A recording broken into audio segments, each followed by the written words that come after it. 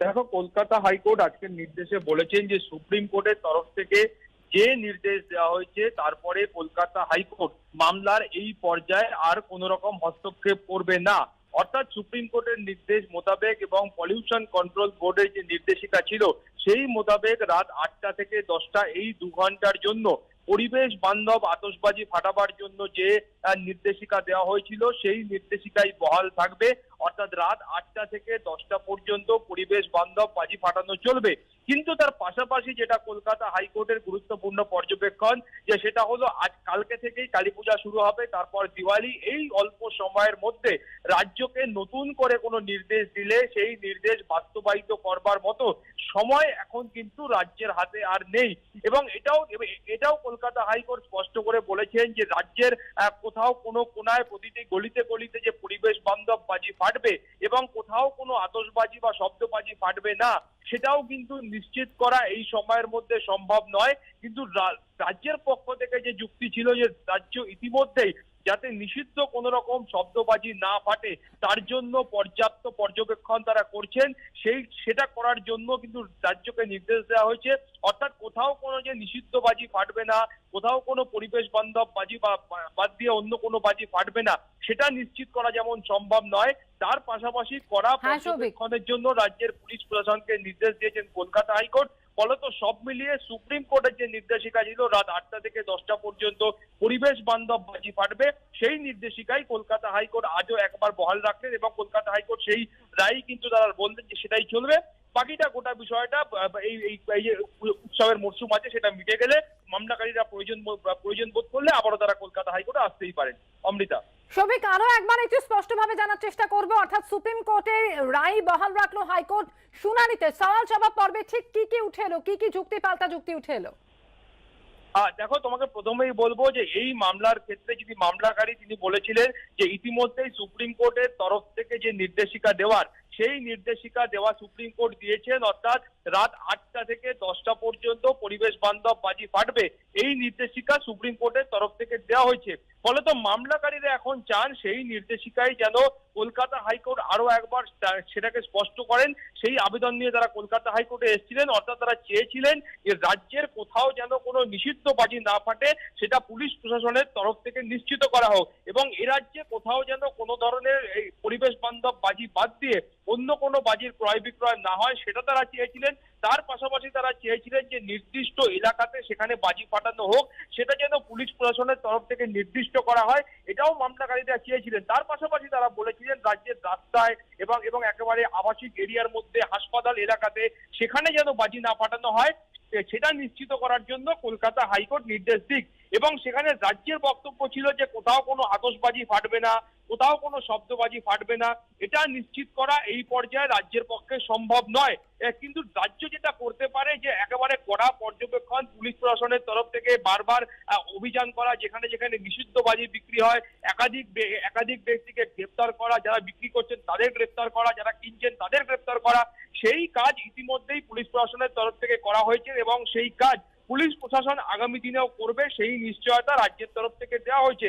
এবং এখানেই কিন্তু কলকাতা হাইকোর্ট এই দুপক্ষের বক্তব্য শোনবার পরে কলকাতা হাইকোর্টের বক্তব্য হচ্ছে যে কালকে কালী পুজো, তার পরের দিন দেওয়ালি, এই অল্প সময়ের মধ্যে সরকারকে বা প্রশাসনকে কোথাও কোনো নির্দেশ দিলে তাদের পক্ষে সেটা এত অল্প সময়ের মধ্যে কার্যকর করা সম্ভব নয়। তার পাশাপাশি কলকাতা হাইকোর্ট যেটা বলেছেন যে রাজ্যের প্রতিটি কোনায় কোনায় যে পরিবেশ বান্ধব বাজি ফাটবে সেটা নিশ্চিত করাও রাজ্যের পক্ষে কিন্তু এই মুহূর্তে সম্ভব নয়। কিন্তু রাজ্যকে যেটা শফিক, একটু সঙ্গে রাখবো তোমাকে।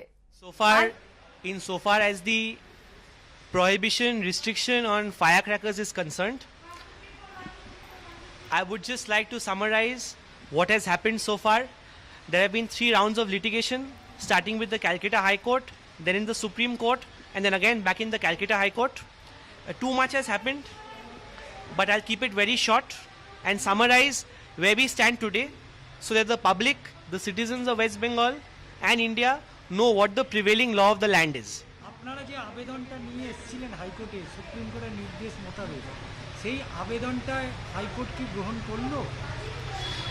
হ্যাঁ, we approached the High Court primarily for a complete ban on firecrackers, which initially was permitted by the High Court.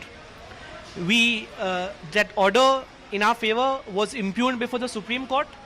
The Supreme Court set aside that order and modifying the conditions, permitting only green crackers to be lit in between 8 p.m. and 10 p.m. in areas where the air quality is not poor.